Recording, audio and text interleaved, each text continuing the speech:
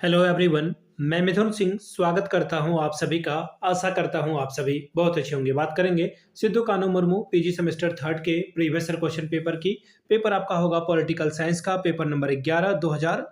Actually ये 2023 का question paper है, ठीक है। इसमें फिर भी गलत लिखा गया है, थंबनेल में चेंज कर दूंगा तो वहां पे ये फिर से वापस आ जाएगा। 2023 का ये क्वेश्चन पेपर है। आगे बढ़े उससे पहले मैं आपको बता दूं, पिछले 5 साल के जितने भी क्वेश्चन पेपर अभी तक हुए हैं Sidhu Kanhu Murmu PG semester third में, सारे क्वेश्चन पेपर की पीडीएफ आपको 69 रुपीज में अवेलेबल करा दी जाएगी, ताकि आप अपनी तैयारी ठीक ढंग से कर पाए। दूसरी बात, 199 रुपए में आपको सजेशन प्रोवाइड कर दिया जाएगा। अभी सजेशन क्या होता है?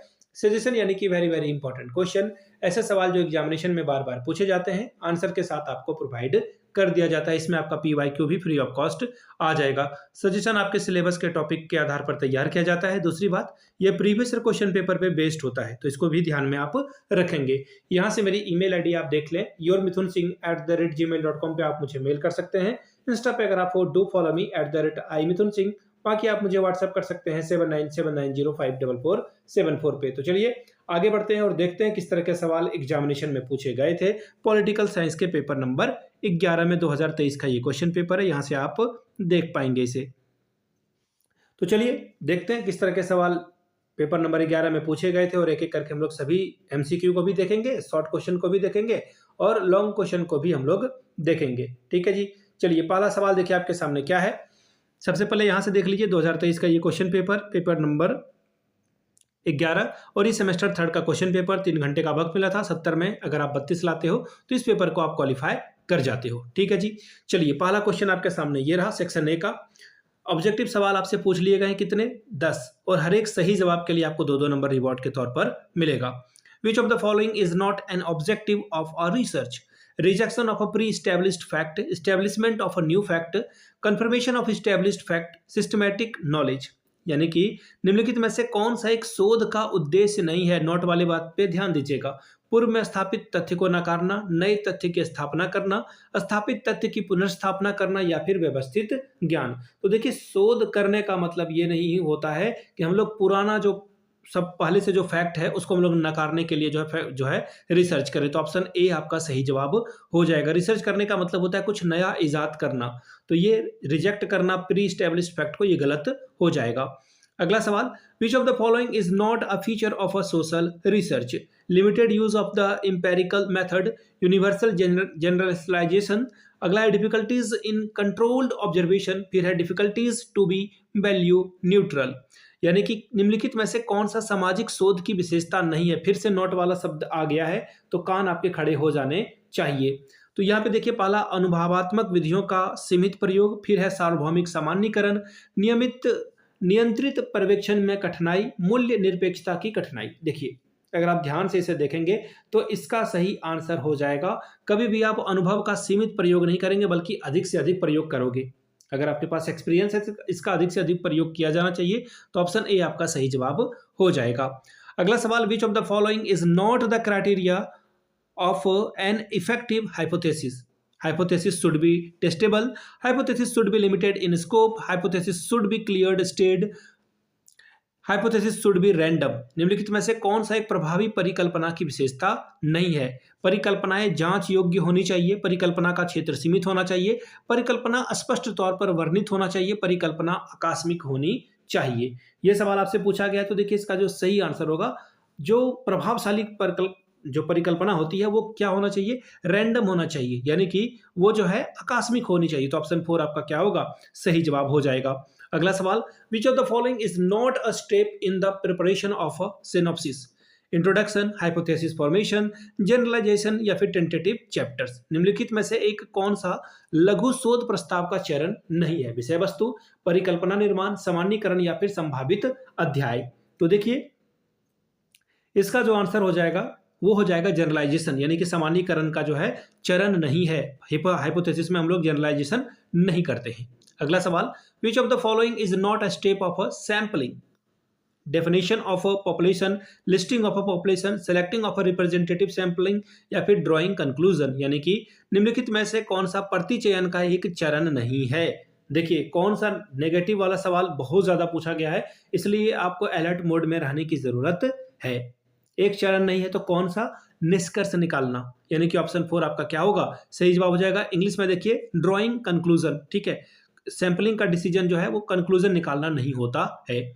आगे बढ़ेंगे क्वेश्चन नंबर अगले की ओर। Which of the following is not a type of a non probability sampling, purposive sampling, quota sampling, random sampling या फिर मॉनिटर सैंपलिंग। निम्नलिखित में से कौन सा संभावित प्रतिचयन का एक रूप नहीं है। अब देखिए नहीं है वाला सवाल बार बार मैं क्या कहूँ, ये बार बार नहीं वाला सवाल जो है बार बार आ रहा है। अभी तक मैं जितना मैंने देखा लगभग सब में यही सवाल आ रहा है, ठीक है। तो देखिए इसका जो सही आंसर हो जाएगा ये हो जाएगा यादृच्छ, या फिर आप इसे कह लो रैंडम सैंपलिंग। रैंडम सैंपलिंग हम लोग नहीं करते हैं, आकस्मिक प्रतिचयन यानी कि ये रैंडम सैंपलिंग हो जाएगा। ऑप्शन आपका थर्ड सही जवाब हो जाएगा। आगे बढ़ेंगे। Presently which of the following is the most popular referencing style in social research, वर्तमान में से कौन सा सामाजिक शोधों में सबसे अधिक लोकप्रिय संदर्भित विधि है। तो ये एपीए है। ये क्या है, एपीए, यानी कि साइकोलॉजिकल एसोसिएशन एपीए का प्रयोग करते हैं, तो ये सबसे ज्यादा बल इसी पे दिया जाता है। अगला सवाल देखिए क्या बोला गया है। Who has defined questionnaire as in general the word questionnaire refers to a device for the securing answer to questions by using a form which the respondent fill himself, ठीक है। पहला है पीवी युंग के द्वारा ये किया गया था, ठीक है, या फिर किसके द्वारा ये किया गया था। ये सीधा सीधा सवाल है कि प्रश्नावली जो है, प्रश्नावली सामान्यतः प्रश्नावली शब्द से तात्पर्य शब्दों के प्रश्नों के उत्तर प्राप्त करने के एक उपकरण से होता है, जिससे एक प्रपत्र का प्रयोग किया जाता है जिसे उत्तरदाता स्वयं ही भरता है। और प्रश्नावली का यह परिभाषा किसके द्वारा ली गई है। तो देखिए ये जो है गुड और हॉट के द्वारा ली गई परिभाषा है। देखिए जिन्होंने भी टिक किया बिल्कुल सही किया है। आगे बढ़ेंगे क्वेश्चन नंबर आई की ओर। The format of a thesis writing in the same as in, जो आपका जो फॉर्मेट है, यानी कि हिंदी में पढ़ देता हूं सवाल, एक मिनट, ये रहा। एक शोध प्रबंध लिखने का जो प्रारूप है वो समान है, ये आपको कहाँ देखने को मिलेगा, ये सवाल आपसे पूछा गया है। तो देखिए ये जो आंसर हो जाएगा, ये आंसर आपका हो जाएगा, ये देखिए बिल्कुल सही लगा हुआ है, एक शोध निबंध लिखने के लिए, ऑप्शन थर्ड। अब इंग्लिश वाला बता दूं मैं आपको, राइटिंग अ रिसर्च डिसर्टेशन। अगला सवाल देखिए क्या बोला गया है। A research problem is feasible only when the feasible only when it has utility to relevance, it is new and add something to knowledge, it is multidimensional, it is researchable। एक शोध समस्या तभी संभव है जब यह उपयोगी और संगत हो, यह नवीन हो और ज्ञान में कुछ वृद्धि करता हो, यह बहुआयामी हो, या फिर यह शोध करने योग्य हो। देखिए कब संभव होगा, शोध समस्या कब आएगी, शोध समस्या तब आएगी जब यह शोध करने के लिए योग्य है, रिसर्चेबल ये है, शोध करने के योग्य है। ऑप्शन 4 आपका सही जवाब हो जाएगा। अब बात करेंगे सेक्शन बी की। शॉर्ट टाइप के सवाल हैं, आपको शॉर्ट वाला सवाल करना है 4, ठीक है, और 5 चौके 20 नंबर आपको मिलेगा। 200 वर्ड में आंसर लिखना है, ठीक है।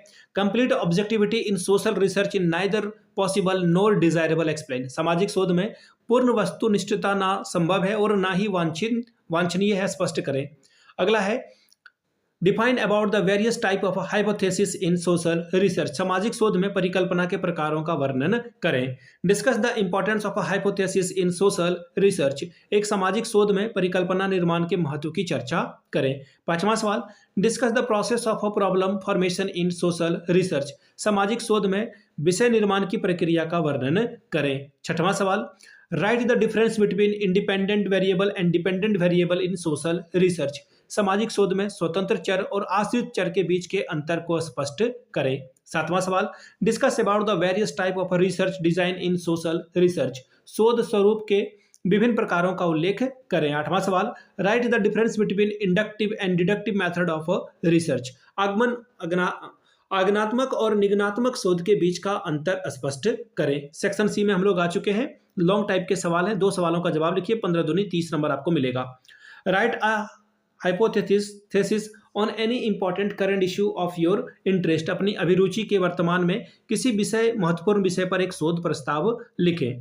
Question number 10, what is simple random sampling, discuss it's different type, सरल आकस्मिक निर्देशन क्या है, इसके विभिन्न प्रकारों का वर्णन करें। 11वां सवाल, discuss elaborately the difference between qualitative and quantitative method of research, गुणात्मक और परिमाणात्मक शोध के बीच के अंतर को विस्तार से वर्णन करके बताइए। 12वां सवाल, what is questionnaire, discuss it's merit and demerit, प्रश्नावली क्या है, इसके गुण और दोषों की चर्चा करें।